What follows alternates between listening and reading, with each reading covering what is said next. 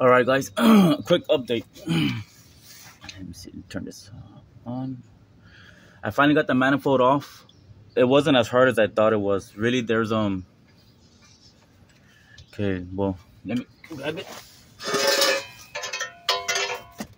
I was a little confused at first. Whoa. Let me see.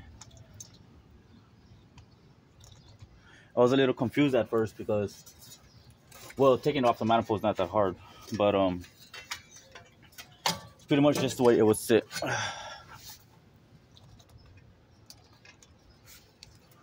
Right. I'll try to get as much in the picture as I can. Okay. Of course, the 3 bolts, like I said, on the flange. Here is part of the EGR system. I thought it was like something with cooling or something. I thought I was gonna have to like collect some coolant falling out, but 2 nuts here. Like any other manifold, you have, studs for each cylinder. Let me see.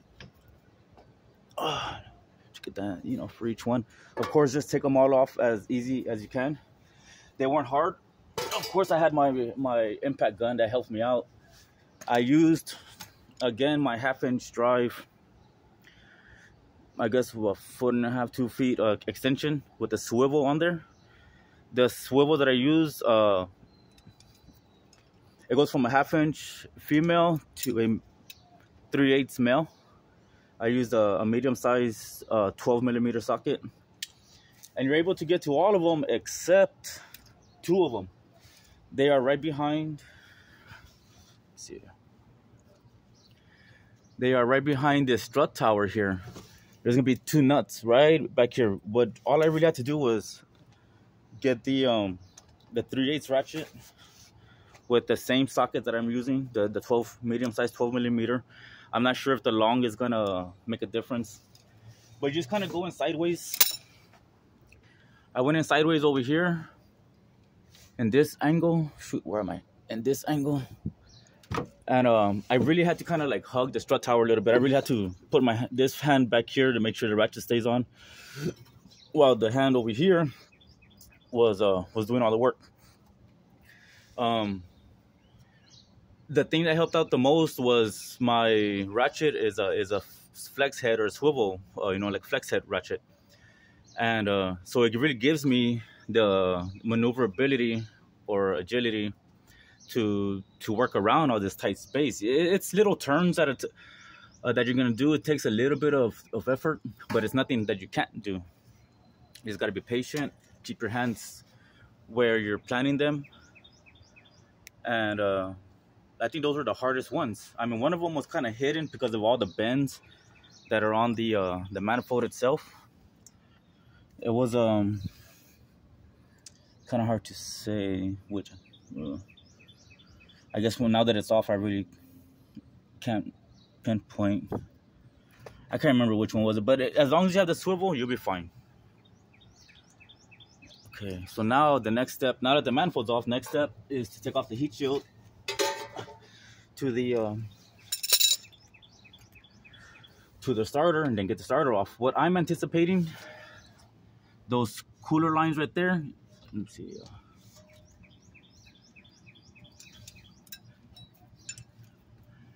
These cooler lines here. Now I'm gonna, well, maybe I could use a wrench, take off this 14mm and this 14mm, and that's pretty much gonna hold holding the starter on. I'm assuming I'm gonna have to take off this 12mm bolt just so I can get a little room. If I'm gonna be down here, maybe an extension, but I think I could do it here with the wrench. And from this point on, it looks pretty easy. It's getting off the exhaust that gets in your way, but that's not even hard neither if you're experienced. And just like I said, just gotta be patient. 1 nut at a time, 1 bolt at a time. Examine everything, and it'll be good. I'm gonna grab I already have it. My impact here, so I can take off this heat shield again. I really don't like swivels much, really. It's like they say they're your friend, but man, they can really not work with you. See, well, I just don't like it when they move too much.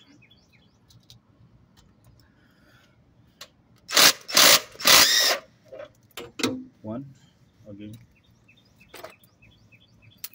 Okay. That one got stuck a little, but nothing bad. See, now there's the two others.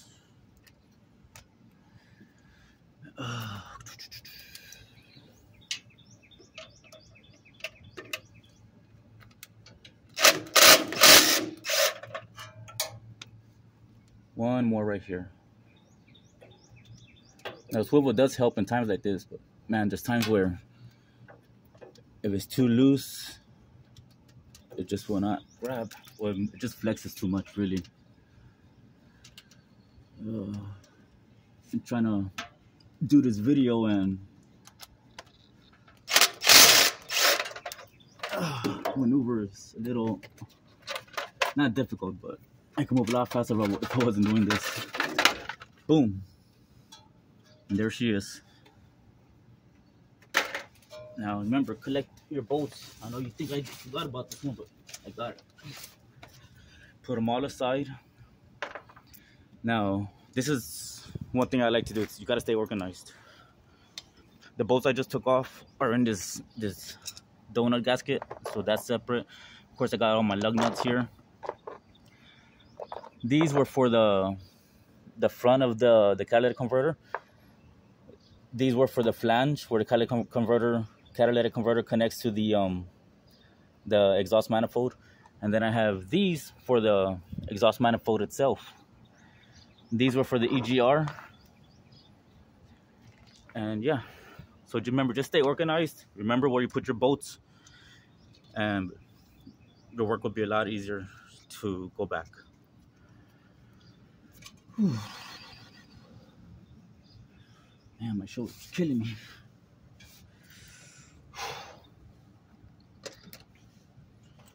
Okay. Now, remember, your battery should be disconnected. So, let me see, what do I need here? I'm looking for my fork, but I think I left it in the back of my trailer.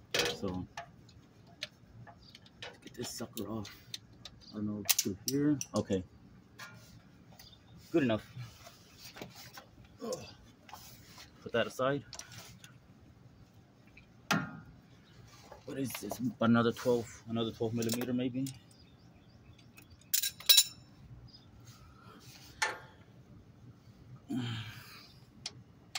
Yep.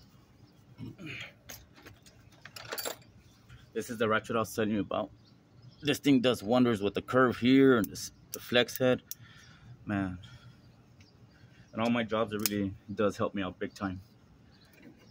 So remember, make sure you get that socket right on there and break loose. That's all you want to do first. Break it loose. Then you start moving. It feels loose. A lot of times, this is what I mean with the socket. Just get it in there. The socket's a lot stronger than your fingers.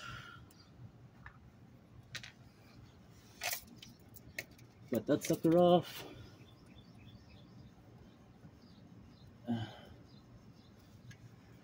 Really cannot see the lock on this small on the switch wire. You know what I'm going to use? Another my wrench that's a flex head. Well, I mean ratcheting flexible wrench. Another, see, that's the wrong one, but I'm gonna go get the right one real quick. I'll be right back.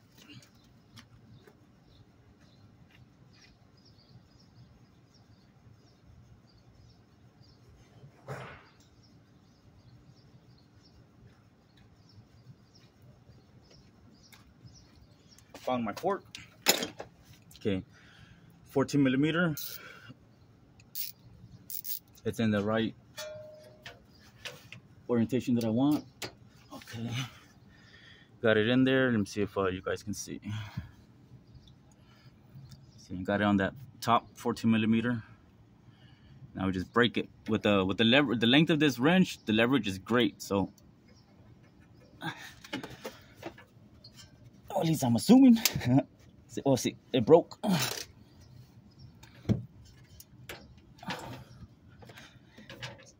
you don't want to break your tools, so just give enough force to make it happen.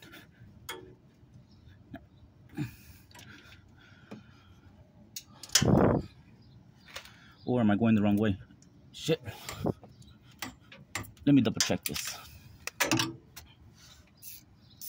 Man, I did fuck up. I did go the wrong way. That's okay, because I caught it. Shoot. Tripod's all in the way. But I'm just trying to get you guys to see how I do it. I'm sure you have your own system, your own ways of using your tools. Okay, it's moving. Like I said, just a little at a time. It does. Don't ever expect to do big turns unless, you know, it's something simple.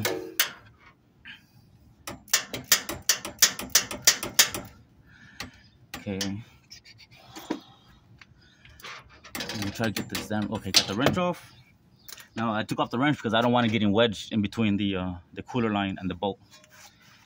So what I do sometimes, I just reach in here. It's loose enough because it's already broken loose, and a lot of these aftermarket, the fasteners in these vehicles, they're very smooth, easy to take off. Not like the older styles in the, you know, the much earlier years, 80s, 90s, or 60s, 70s. That's, to me, that's loose enough. It's not in the starter anymore. I feel like I don't need to take it out because it's actually gonna move. It's loose already. Now I'm going to the next one. That one right there. Remember, make sure your wrench is in the right position. Don't do what I just did and tighten the sucker. So, okay.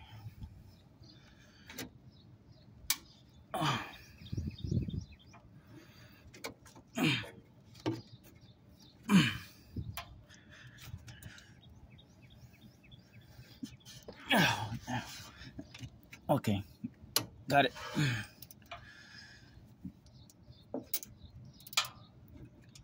Now you could have done it this way, or if you wanted to, you could have gone to the bottom, remove that 12mm bolt that I said that holds onto the transmission, move the cooler lines just a little bit out the way, because then you would have space to get to this bolt.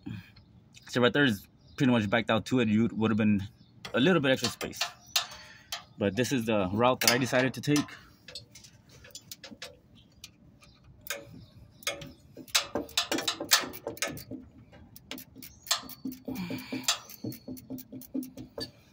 Oh man, my shoulder's killing me. Again, you know, if you don't need to continue with the ratchet, you can use your hands, they're already loose.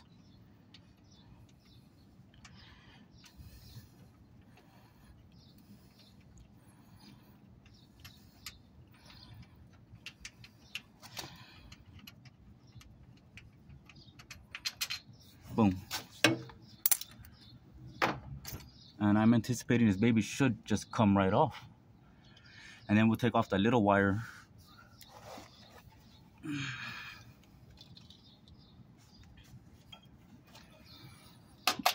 Yes, sir. There you go.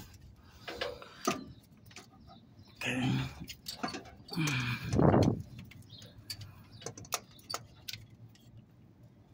Well, came right off on its own. I guess somebody's been here already, which I kind of anticipated. Come through here. Well.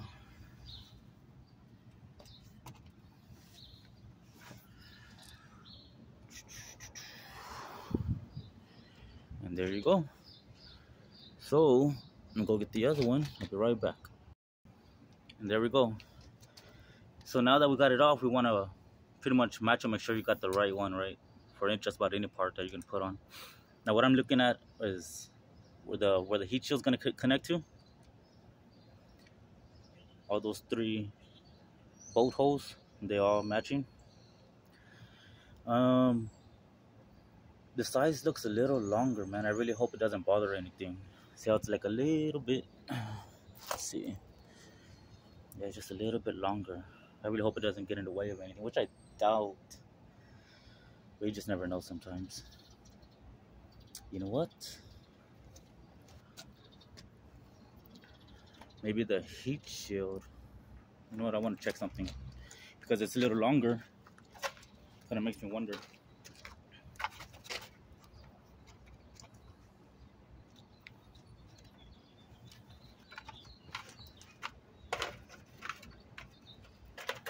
Okay.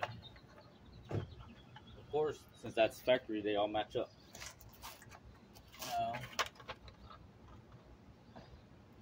All right, great. Nothing to worry about. They all line up just the same as the original. So I'm not worried about that anymore. I mean, what I like about the heat shields is it's best to put them back on.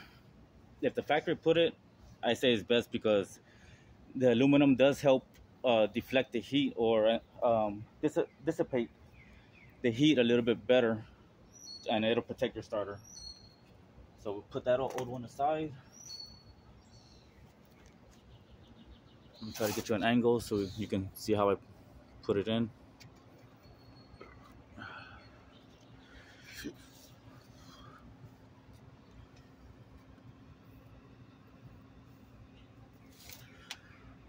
Okay. I don't know if my light will help. Maybe a little bit more. All right. So remember, we got that one bolt already in there. We'll just do the opposite now. Work it in there. Don't break nothing. What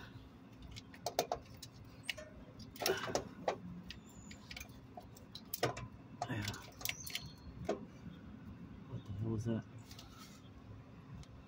Oh. It looks like an old crusty zip tie.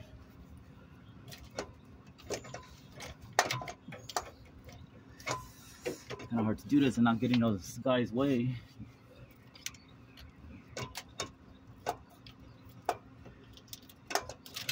Okay.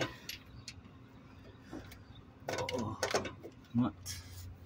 Let me get it on and then I'll show you. Well, there you go, people. It wasn't that hard. If you've done a starter before, you know what to do. You know what to look for. You know what bolts.